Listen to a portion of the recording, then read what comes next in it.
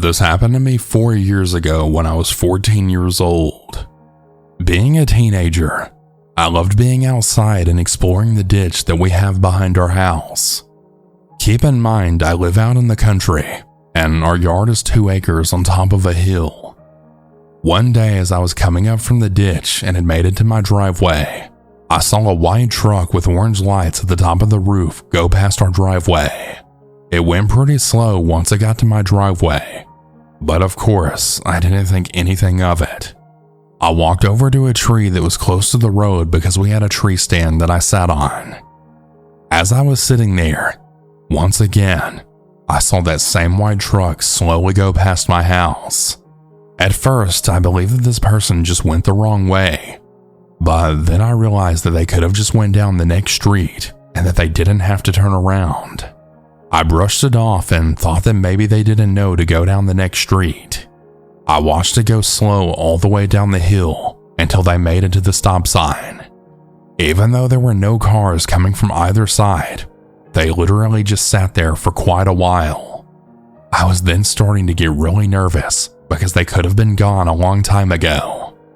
After sitting there a while, they finally turned left, but not for long.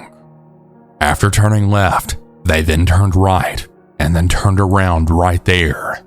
They then again sat for a while. Keep in mind, I live on a hill, so I can see this truck perfectly, and I believe they could see me as well. They may not be able to see me well because they're pretty far, but they would still see me if I were to move or got down from the tree stand. I still sat where I was because I wanted to see if it was just a coincidence. After a while, the truck finally started driving back in my direction. It started coming up my road slowly once again. I was so scared because now I knew it wasn't a coincidence. This time they had their window down just a little bit, and I saw that it was a bald black guy. Not being racist, just mentioning what he looked like. At the time we had cameras, so I knew if something happened to me it would be all caught. But of course I didn't want to take any chances, so I got down and started walking back to my house. As I was walking, I saw the white truck yet again. I then started running to my front door and I made it inside. I didn't know what to do. I also knew that my dad wouldn't take me serious, so I just kept it quiet. I did tell my mom though, and she just told me to be careful while being outside. Now I truly wish I could say that was the only time this happened, but about a week later, I was outside once again. But this time I was with my friend Savannah, who was like a sister to me. She lived across the street, and we were always at each other's houses. We were at my house when this took place. As we were hanging outside, I noticed yet again a white truck with orange lights at the top go slowly past our driveway.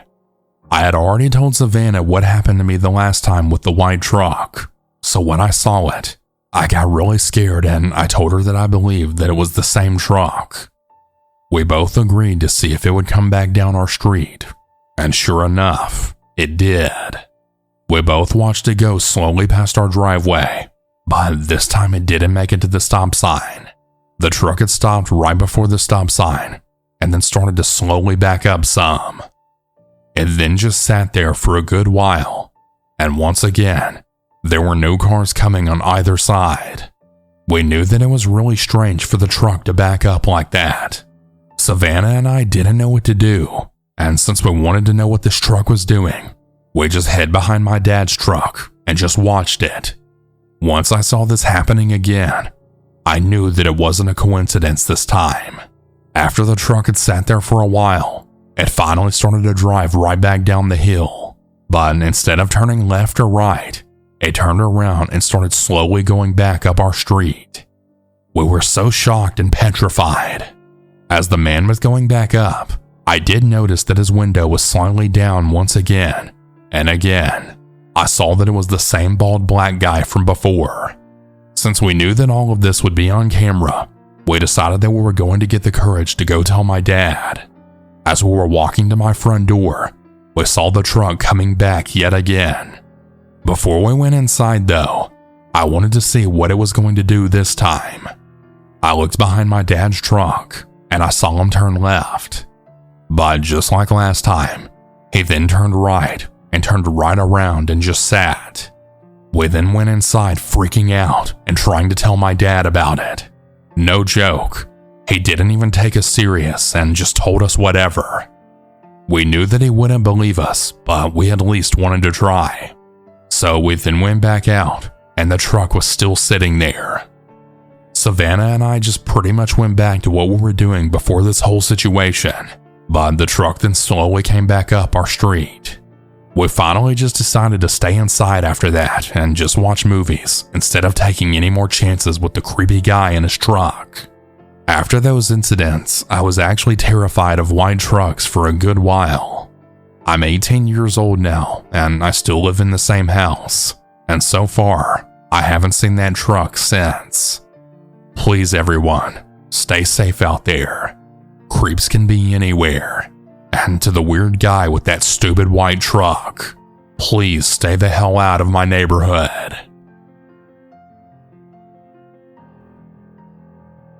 The story happened about a month ago, and I'm still a bit shaken up about it.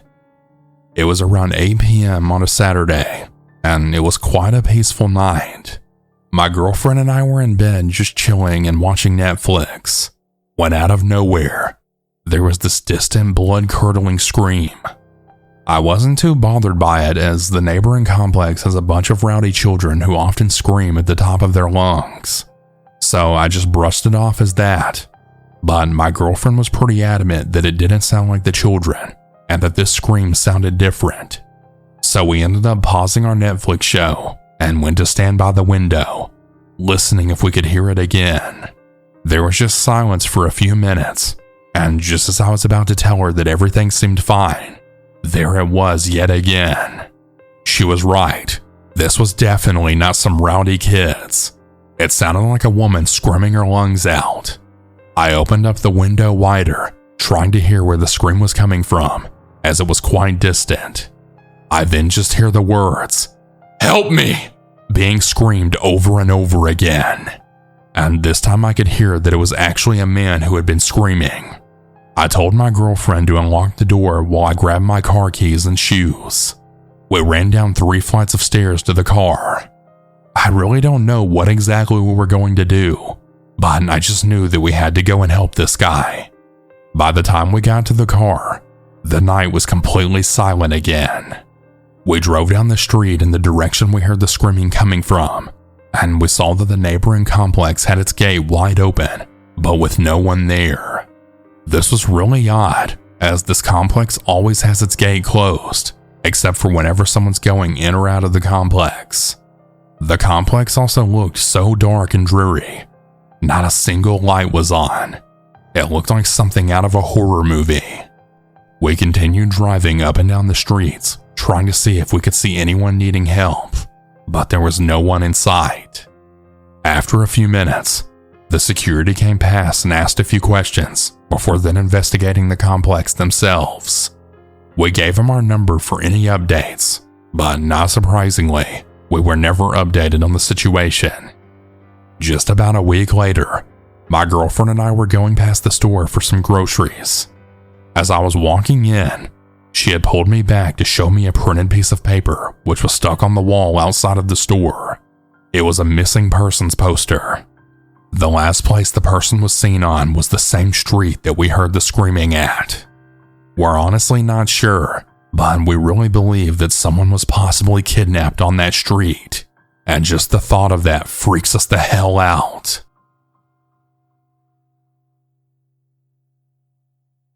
I'm a 23-year-old female that lives with my boyfriend and parents in rural Australia, just a few hours out of Sydney. The story didn't happen to me, but to my mother just a few nights ago. She had just finished a later shift at the club that she works at, and because it's on the farther side of the town, she takes the dark country road home. You know, the kind with no streetlights and only a few houses dotted around. It was 10 p.m. on this road when she came across a white hatchback van type of car parked on the side of the road. A guy stepped out and into her lane and waved his arms. thinking that he had hit a kangaroo or something and was warning her of something on the road. She stopped. She put down the passenger window a bit, and the guy then spoke rather quickly, and she couldn't understand him. All she got from him was him asking for her phone and that his car was broken down. She said that she didn't have one, and he pointed to her phone in the passenger seat, to which she then replied that you don't get good service in that area, which was true. It was then that my mom saw his phone light up in his car, so she knew he was lying. Meanwhile, the guy is pacing up and down the length of her car, comes back to the window, talks quickly again, and then asks her to pull up in front of his car. At this point, my mother's weighing her options while this guy is still pacing. My mother, not knowing if her doors would lock while the keys were in the ignition, tried it anyway as the guy walked around to the driver's door. She then locked it just in time, because the second she did, the guy tried to open the driver's side door. My mother then floored it, and she watched the guy in her mirror get in his car and then drive off, then turning down a different street, so clearly his car was fine. My mother called the police, but obviously the guy was gone at that point. She posted the story on Facebook that night just to warn people. I personally believe that this guy was on drugs, but I'm not really sure. Anyway, some of her friends commented on the post saying that they're glad she was okay. However, there was actually another lady that posted in a Facebook group that week before for a suburb 20 minutes up the road. The lady was going for a walk when a white car, the same kind, came flying up the road. It then quickly stopped, and a well-dressed man got out and approached her, and he told her she looked interesting. She told him she couldn't talk because she was in a hurry, and she said that she had to get home to her family. The man then followed her on foot for a short distance, before then getting back into his car and leaving. Right around the time this incident happened, I was laying in bed, and I had heard a guy outside clear his throat. This is weird because our house is up a slope, behind trees and on the opposite side of the road with a footpath. We also have no neighbors, so nobody should have been around, especially at 8:30 p.m. at night. I sent my mother a text who was watching TV down the other end of the house. My bedroom is in the front closest to the road. I told her that I heard some guy clear his throat oddly close to the house. She then went and got my father from the bathroom. They both stepped out the back door and around the side of the house, looking down towards the front, and they saw some guy slip down the slope underneath the low trees at the front.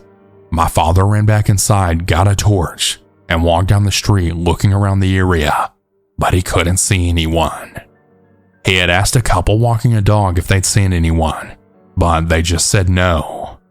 I knew that whoever it was had to have been hiding, because he wouldn't have made it up or down the street without being seen.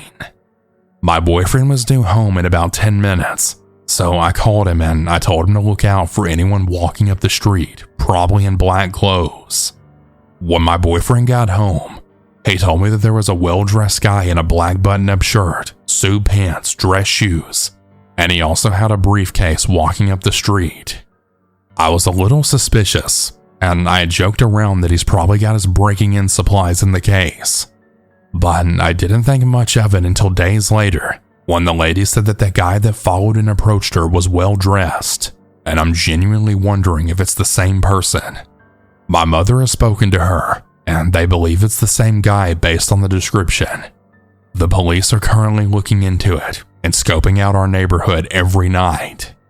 I'm not really sure if it was the same guy outside our house that stalked this lady or tried doing God knows what to my mother, but I have a bad feeling that it is.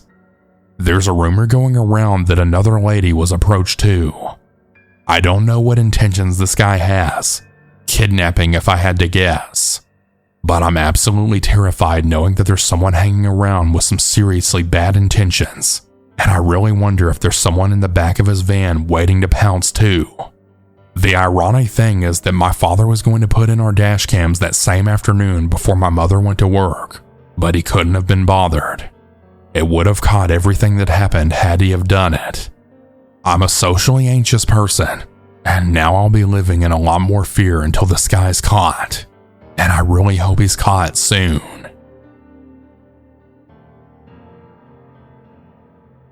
I'm really bad at telling stories, but I'll try to make sense. This happened over 3 weeks ago, and I live in downtown LA.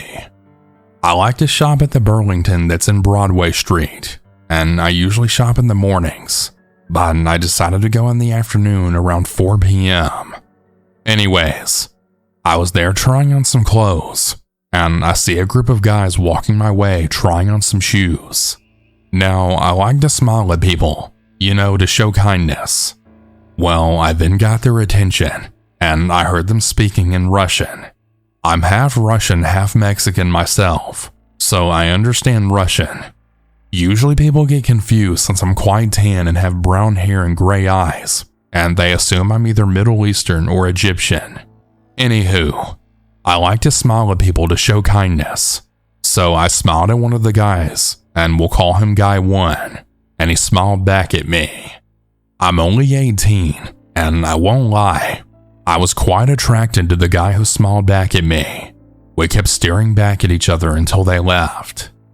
I spent about 30 more minutes there at the store before then heading out, until guy number 1 approached me and then said, "Hey, how are you?" Me being young and finding this guy attractive, I decided to make more conversation with this guy. Also, he had a thick Russian accent.